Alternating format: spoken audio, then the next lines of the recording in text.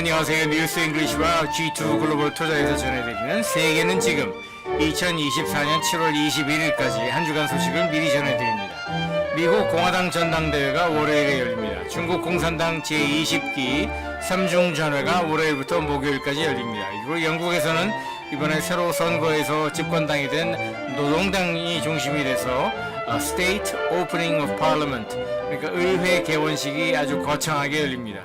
그리고 아마존이라는 그 미국계 기업이지만 영국에서 사업을 하고 있는데 영국에서 최초로 노동조합 결성을 앞두고 있습니다. 그리고 ECB 유럽중앙은행이 통화정책을 발표하고 중국은 GDP 경제성장률을 발표합니다. 일본과 영국에서는 소비자 물가 상승률이 나옵니다. 그러면 한 꼭지씩 제가 짚어드리겠습니다. 오늘이죠. 7월 15일 월요일에는 공화당 전당대회가 미국에서 열리고요. 대선 후보로 이미 지명을 받을 것이 확실시되는 도널드 트럼프가 정식으로, 형식적이지만 아무튼 정식으로 공화당 대선 후보로 지명을 받고요. 지난주 토요일에 암살 미수 사건 뒤로 도널드 트럼프가 올 11월 대통령 선거에서 승세를 굳히는 계기가 될 것으로 저는 내다봅니다. 하지만 앞으로 2주일 동안 나오는 새로운 여론조사 결과에 따라서 바이든 대통령이 이제 민주당 후보로 계속 이대로 갈 것인지 아니면은 다른 사람으로 교체할 것인지 그 결과는 좀 달라질 수 있을 것이라고 저는 내다보고 있습니다. 그리고 이제 다른 소식으로 아프리카 남단에 있는 르완다라는 나라에서 대통령 선거와 의회 총선 선거를 같이 치르고요. 중동의 이스라엘 북쪽에 붙어 있는 나라죠. 시리아에서 역시 이제 총선을 치르게 됩니다. 그리고 역시 7월 15일 월요일에는요, 월요일부터 목요일까지 중국 공산당 제20기 중앙위원회 3차 전체회의, 이름이 좀 길죠. 줄여서 그냥 3중전회라고 합니다. 이 아주 중요한 회의인데, 중국 공산당 전통에는 그 5년마다 잘라가지고 이게 정권을 교체를 하거나 아니면은 그 정부의 그 정책을 이제 새롭게 세팅을 하는데 지금 이제 제 20기예요. 그런데 이 5년 동안에 전부 7번에 걸쳐서 공산당 전체 회의라는 걸 합니다. 그 중에서 3번째를 한다는 거예요. 그래서 3중전회라고 하고요.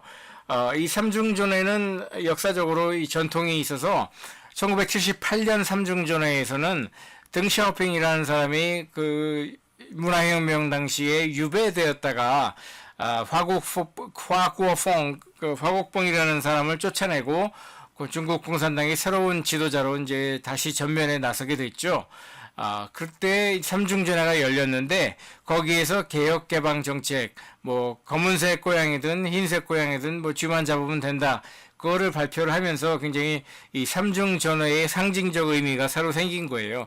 그래서 이번에도 삼중전회에서 중국 공산당의 새로운 경제 정책이 나오지 않을까 기대를 하고 있는데 저는 가망은 없다고 생각합니다. 왜냐하면은 중국의 내수 경제가 워낙 많이 망가져 있고 특히 부동산 경기 침체 그리고 그에 따르는 소매 경기 침체 이게 워낙 심각하게 망가져 있기 때문에 중국으로서는 지금 할 수 있는 대안으로 삼을 수 있는 게 거의 없어요.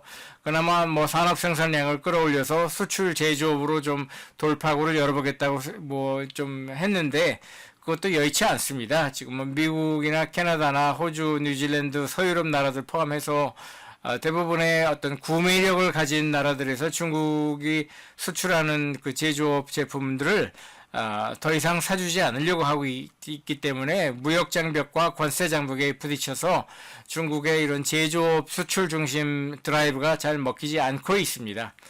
그래서 이제 오늘 월요일에 마침 2024년 2분기 GDP 경제 성장률을 발표를 했어요. 그런데 1분기에 5.3% 성장했고 이번 2분기에도 예상치는 5.1% 성장할 것으로 내다보았는데 실제로 오늘 발표한 수치는 4.3%에 불과해서 미치지 못했습니다. 저는 이거 4.3%도 사실은 뻥튀기 한 것이라고 저는 보는데 아무튼 중국 경제는 계속해서 지금 하락세를 면치 못하고 있습니다. 그래서 또 오늘 같이 발표한 데이터 중에서 6월 한 달 동안의 산업 생산량이 이제 플러스 5.3% 늘어났고 소매 판매량은 고작 플러스 2.0% 늘어났다고 했는데 그에 반해서 신규 부동산 건축은 마이너스 23.7%가 내려갔고 부동산 거래도 액수 기준으로 마이너스 10.1%나 떨어져서 중국 경제는 당분간은 조금 더 어려운 이런 구조적 어려움에 봉착할 것으로 봅니다. 그리고 이제 역시 같은 월요일에 영국에서는요, 아마존 UK, 그러니까 영국 현지 법인이죠, 아마존의 커벤트리라고 그 런던의 교외 지역에 가면 커벤트리라는 지역이 있고 거기에 어마어마하게 큰 물류 창고가 있어요. 여기 왼쪽 사진에 보이는 것처럼 아주 큰 규모의 물류 창고인데 거기에서 일하는 사람들이 노동조합을 결성해서 그걸 이제 승인받는 날이 바로 오늘 그 월요일로 다가오고 있습니다.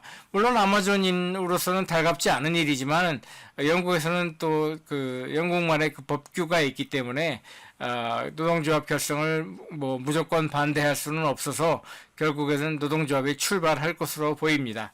그리고 이제 유럽연합 EU가 5월 한 달 산업 생산량을 발표를 하고요. 터키에서는 Democracy and National Solidarity Day라고 국경일입니다. 뭐 민주화와 뭐 국가 여기 solidarity라는 거는 단결이라는 얘기죠. 민주화와 뭐 국가 단결 기념일이라는 이름으로 국경일인데 아무튼 뭐 주식시장도 쉬고 뭐 은행들도 쉬고 이제 국경일로 하고 있습니다. 밖에 제가 좀 관심 있게 지켜보는 기업들 가운데 7월 15일 월요일에 분기 실적을 발표하는 기업으로서는 블랙락이라는 그 자산 투자 운용사가 있고 골드먼삭스도 역시 월요일 오늘 분기 실적을 발표를 합니다. 그런데 지금 월스트리트 대형 은행들이 2분기 실적까지는 좀 저조할지 몰라도 앞으로 그러니까 2024년 3분기와 4분기 실적은 굉장히 장밋빛으로 앞으로 올라갈 것이라고 그렇게 전망치를 발표할 것이기 때문에 비록 2분기 실적이 시원치 않게 나온다고 하더라도 3, 4분기 실적을 긍정적으로 전망을 할 것이기 때문에 주가는 오를 것이라고 저는 내다보고 있습니다. 자, 7월 16일 화요일이 되면은요, 역시 이제 아마존이라는 그 미국의 전자상거래 기업이 프라임 데이라고 해서 전 세계 1억 명이 넘는 고객들을 상대로 굉장히 큰 폭의 세일을 합니다. 한국에서도 뭐 이마트가 뭐 많게는 50%까지 세일을 하는 주간이 시작이 됐다고 하는데 이게 사실은 그 아마존 프라임 데이를 본떠서 하는 것이라고 저는 보고 있어요. 그리고 이제 캐나다에서는 6월 한 달 소비자 물가 상승률을 발표하고 독일은 2분기 고용 지표 그리고 미국은 6월 한 달 소매 판매 데이터 및 주거용 부동산 신규 착공 데이터가 나옵니다. 이 신규 착공 데이터는 NAHB라는 민간 기관에서 발표하는데 이게 뭐냐면은 National Association of Home Builders 그러니까 주택 건설을 하는 그 기업들이 모인 그 기업들의 연합 단체예요. 다음에 이제 분기 실적을 발표하는 기업들로서 제가 주목하는 기업들은 역시 월스트리트의 대형은행들이죠. Bank of America, 뭐 모건 스탠리, 그리고 뭐 찰스 슈왑 이런 데가 분기 실적을 발표를 하고 또 한국의 투자자들은 잘 모르지만 시가총액 기준으로 미국의 톱 10이나 아마 톱 10 아니더라도 톱 15 안에는 들어가는 기업으로 미국에서 가장 큰 규모의 이 건강보험, 민간 건강보험 기업으로 유나이티드 헬스라고 있어요. 그 유나이티드 헬스가 또 분기 실적을 발표한 날이고 또 미국의 톱 10 소매은행 가운데 들어가는 PNC 파이낸셜이라고 있는데 펜실베니아의 본사를 가지고 있는 그 PNC 파이낸셜도 발표를 하고요. 또 호주계 영국계 그 광물자원 기업이죠. 리오 틴토라는 그 세계 2위의 광물자원 기업도 분기 실적 발표를 하고 보스턴에 있는 주로 이제 도매은행이죠. 소매은행이 아니라 여기는 이제 주로 이제 은행들 간의 거래를 중개하고 하는 그 도매은행인데 역시 자산운용도 같이 하고 있고요. 스테이트 스트리트라는 그 보스턴에 있는 도매은행도 실적을 발표를 합니다. 자, 7월 17일 수요일이 되면은요. 여기 사진에 보이는 건 영국의 의회예요. 영국에는 이제 아시다시피 양원제로 되어 있죠. 그래서 House of Lords가 있고 상원이죠. 그다음에 하원 실제 권한을 가지고 있는 House of Commons 하원이 있습니다. 그런데 이제 이 의회 개원식은 양원이 이제 합동으로 이제 거행을 하는데 그거를 이제 State Opening of Parliament라고 하고 이날은 특별히 영국의 국왕 여왕이 살아있을 적에는 여왕이 했고 지금은 이제 찰스 3세 국왕이니까 그 국왕이 나와가지고 연설을 합니다. 물론 그 연설문을 쓰는 거는 의회 사람들이 하지만 형식적으로나마 발표하는 거는 그 국왕이 하게 돼 있어요. 그래서 그거를 The King's Speech라고 하고요. 이번에 좀 특기할 만한 사항은 그 House of Lords, 그러니까 상원 또는 귀족 의회, 거기에서 세습죄로 그 의원 자격이 주어지던 47명의 그 쿼타가 있어요. TO가. 그 47명의 그 세습제 의원들의 그 세습 권한을 파기하는 의결을 이번에 통과를 시킵니다.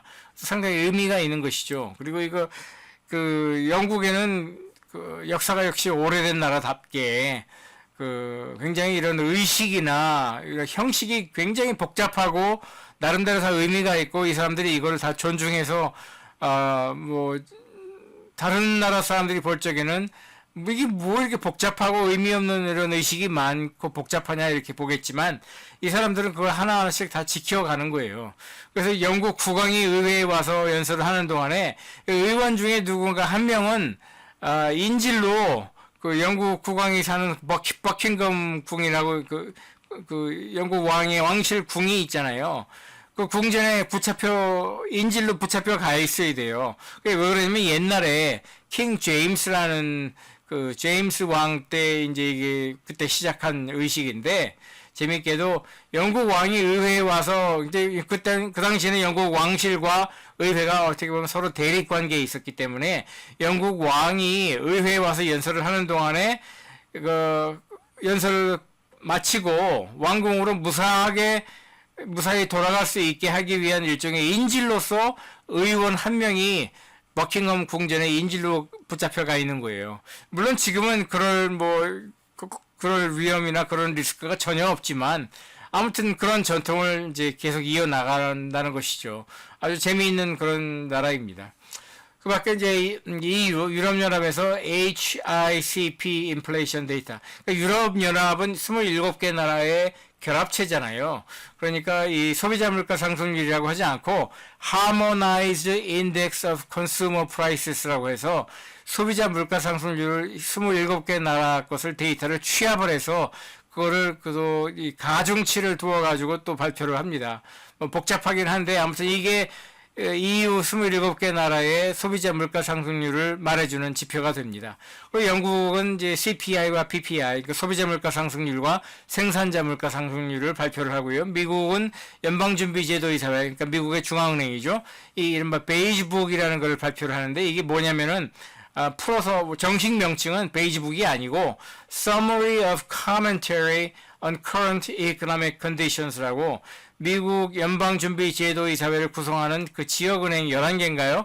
예, 그 11개 지역은행에서 그 풀뿌리 민심을 다 청취를 해가지고 우리 이 지역 뭐 샌프란시스코면 샌프란시스코, 세인트루이스면 세인트루이스, 뭐 보스턴이면 보스턴 이런 각 지역은행에서 수집한 그 지역의 은행들이나 고객들이나 뭐 그런 사람들의 어떤 그 경제 전망치를 수집을 해가지고 그거를 다이제스트를 해가지고 그걸 서머리를 한 거를 묶어가지고 이제 그 표지를 베이지색으로 이렇게 책으로 낸 그런 게 있어서 이 FRB 베이지북이라고 하는데 1년에 8번 발간을 해요. 그건 왜냐하면은 미국의 연방준비제도이사회가 금리 결정을 1년에 8번 하지 않습니까? 금융통화위원회를 8번 열어가지고 그 정책이나 금리 정책을 8번 발표를 하는데 항상 8월 이제 그 금융통화위원회 발표에 앞서서 이 베이지북을 발표를 하거든요. 자, 그 다음에 이제 제가 지켜보고 있는 기업들 가운데 분기 실적을 발표하는 기업은 세계의 정상급 알루미늄 기업이죠. 알코아라고 미국계 기업입니다. 그 다음에 네덜란드의 반도체 장비 기업 ASML도 실적을 발표를 하고요. 그다음에 세계 최대 규모의 광물 자원 기업이고, 그래서 호주 기업이죠. BHP. 그 다음에 역시 이제 매출액 기준으로 세계 최대 제약사죠. 다국적 제약사 존슨앤존슨. 여기도 분기 실적을 발표를 합니다. 7월 18일 목요일이 17일이 되면은요, 프랑스 의회가 또 개원을 하고요. 얼마 전에 지난주였죠. 지난주에 아주 극적으로 패배를 면하고 그 극우파 정당을 3등으로 끌어내리고 1등은 그 진보 정당이, 그리고 2등은 여기 사진 중앙에 나오는 마크롱 대통령이 이끄는 중도 정당이 2등을 하지 않았습니까? 그래서 프랑스의 의회가 새로 개원을 하는데 신임 총리가 누가 될지는 아직 모릅니다. 자, 그러면 영국에서는 신임 총리죠. 그 키어 스타머라는 그 총리가 자기가 새로 총리가 됐으니까 이제 유럽의 더 이상 이제 유럽연합의 멤버는 아니지만 영국이 유럽과 친하게 지내보자 해가지고 유럽 정치 지도자들 한 50여 명을 영국으로 초대를 해서 블렌하임 팰리스라고, 이게 사실 영국 국왕이 사는 궁전도 아니고 국왕 패밀리하고는 아무 상관이 없고 사실은 윈스턴 처칠 가문에서 한 300년 넘게 가지고 있던 일종의 별장이에요. 물론 윈스턴 처칠 본인도 이 블렌하임이라는 데서 태어났고 거기서 죽었지만 아무튼 이 블렌하임이라는 굉장히 유서 깊은 그런 그 옥스퍼드 대학이 있는, 옥스퍼드에서 북쪽으로 조금 올라가면 있는 아주 유명한 그런 그 사실은 개인 가문의 저택인데 꼭 궁전처럼 생겼어요. 근데 거기에서 일종의 그 영국 총리와 유럽연합 정치 지도자들 50여 명이 회의를 합니다. 근데 특이할 만한 거는 유럽연합을 구성하는 7개의 그 기관이 있어요. 정부 기관이 7개 있는데 그 중에서 제일 중요한 게 3개가 있는데 EU 카운슬이라고, 이거는 각 EU 27개 나라들의 외무장관들이 모이는 회의고요. 그 다음에 EU 커미션은 그 유럽연합의 집행부고요. 그 다음에 EU 파르먼트는 유럽연합 의회이죠. 예, 그래서 이 3개 기구의 그 기관장들 포함해가지고 유럽연합의 지도자들을 50여 명 초대를 했는데, 제가 볼 적에는 이번 영국의 노동당 정부가 말로는 그래요. 지금 다시는 그 브렉시트를 포기하고 유럽연합에 재가입을 추진하겠다는 말은 절대 하지 않고 있어요. 하지만 결국 궁극적으로는 방향이 그쪽으로, 그러니까 브렉시트를 포기하고 유럽연합에 영국이 재가입을 하는 수순으로 갈 것이라고 저는 내다봅니다. 자, 7월 18일도 목요일에는요, 호주가 고용지표를 발표하고요, 유럽연합에서 이제 통화정책 및 금리를 유럽 중앙은행이죠, ECB가 발표를 합니다. 그리고 일본은 6월 한 달 교역 데이터, 수출입 데이터를 발표를 하고, 분기 실적을 발표하는 주요 기업으로서는 앵글로 아메리칸이라고, 이것도 그 광물 자원 기업이죠. 그 다음에 스웨덴과 스위스의 그 다국적 중공업 기업이죠. ABB라는 아세아 브라운 보베리의 약자죠. ABB가 분기 실적을 발표하고 2000년대부터 한 2020년까지 근 20년 동안 주가 상승률이 어마어마했던 미국의 그 피자 기업이 있어요. 도미노스 피자라고. 예, 그 DPZ라는 그 주식 심볼로 한번 검색을 해보시면은 이 도미노 피자가 별 볼일 없을 것 같지만은 굉장히 놀라운 주가 상승률을 보여줬어요. 물론 지금은 더 이상 그렇게 주가가 오르지는 않고 있지만 거의 20년에 걸쳐서 놀라운 뭐 빅테크 못지않게 많이 올랐어요. 주가가. 그런 기업이 또 분기 실적을 발표를 하고요. 인도의 가장 큰 그 IT 서비스 기업 중에 하나죠. 인포시스. 그 다음에 뭐 전 세계 지금 미디어 섹터를 이끌고 있는 기업이라고 해도 과언이 아닌 넷플릭스가 또 분기 실적을 발표를 하고, 한때 휴대폰의 세계 제1등 기업이었던 핀란드의 노키아, 그 다음에 스위스의 다국적 제약기업이죠. 노바르티스. 저는 이 노바르티스를 지금 주목하고 있어요. 제가 워낙 제약산업에 관심이 많고, 저희 그 G2 글로벌 투자에서 하는 전천후 펀드, 올웨더 펀드에서 다국적 제약기업 2개를 지금 비중 높게 가지고 있지 않습니까? 하나는 노보 노르디스크라는 덴마크 기업이고, 또 하나는 일라이 릴리라는 미국 기업인데, 두 개 다 지금 그 비만 치료제 겸 당뇨병 치료제로 지금 뭐 시가총액이 어마어마하게 늘어나고 있고 연평균 뭐 40%, 60%, 80% 이렇게 주가가 오르고 있는데 노바티스도 지금 굉장한 신약을 하나 지금 출시를 앞두고 있어요. 올해 4분기에 나올 것이라고 지금 하는데요. 백신입니다. 치료약이 아니고 백신인데 무엇의 그 백신이냐면은 고혈압의 백신이에요. 여러분 고혈압 백신이 있다는 얘기 들어보셨습니까? 예. 고혈압 백신을 세계 최초로 지금 노바티스가 출시를 준비를 하고 있습니다.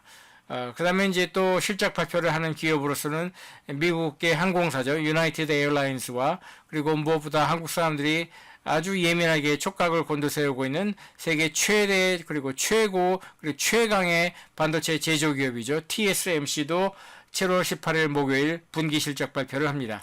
그리고 7월 19일 금요일이 되면은요, 이게 왼쪽 사진에서 뭐 여러 명의 사진이 나오고 있지만 가장 크게 보이는 분이 바로 버마의 독립운동가였던 아웅산이고 지금 버마의 야당 지도자인 아웅산 수치 여사의 돌아가신 아버지 되는 사람이에요. 그리고 1980년대 초반에 전두환 당시 대통령이 버마에 그 방문을 했을 적에 그때 그 아웅산 묘지에 참배를 갔다가 본인은 살아남고 참모 뭐 김재익 경제수석을 비롯해서 한병춘 비서실장 무수히 많은 그 대한민국의 정말 뛰어난 인재들이 거기서 그 폭탄이 터져가지고 사상 그 다 죽지 않았습니까? 바로 그 아웅산 묘지의 주인공, 그 아웅산을 포함해가지고, 여기 사진에 나오는 7명의 그 독립운동가들을 기리는 국경일이에요. 그래서 이 Martyrs Day, 그러니까 이 순교자의 날이라고 이렇게 이름을 붙였는데, 아무튼 버마의 가장 큰 국경일입니다.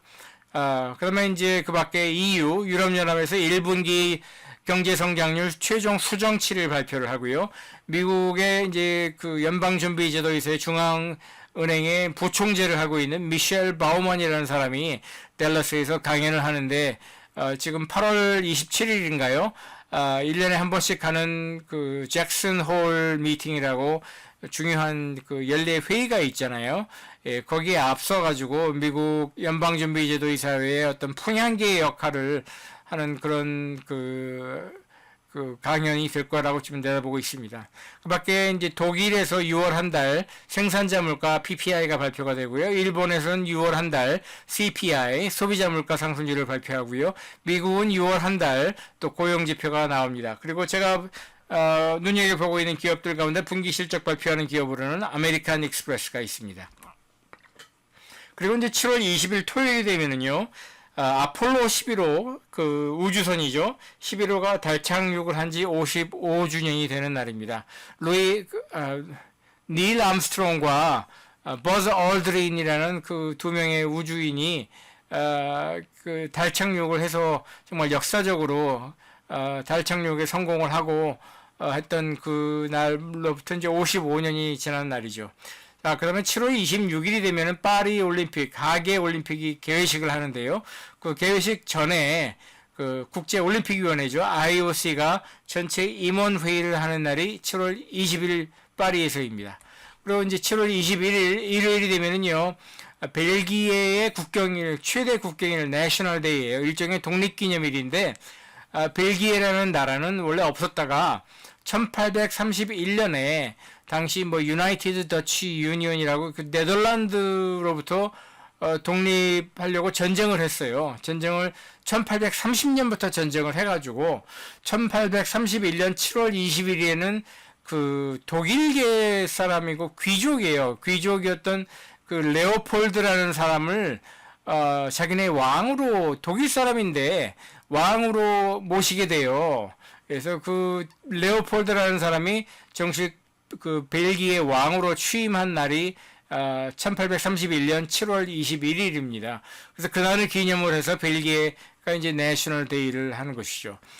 그리고 이제 스포츠 대회 중에서 이 투르 드 프랑스라고 장거리 뭐 3,700km가 넘는 장거리 자전거 경주가 모나코 뭐 프랑스 땅은 아니지만 아무튼 프랑스 남쪽에 붙어 있는 그 꼬트 다즈르라고 또는 영어로는 프렌치 리비에라의 가장 그 백미라고 할 수 있는 곳이죠. 모나코에서 이 자전거 경주 폐막식을 하게 됩니다.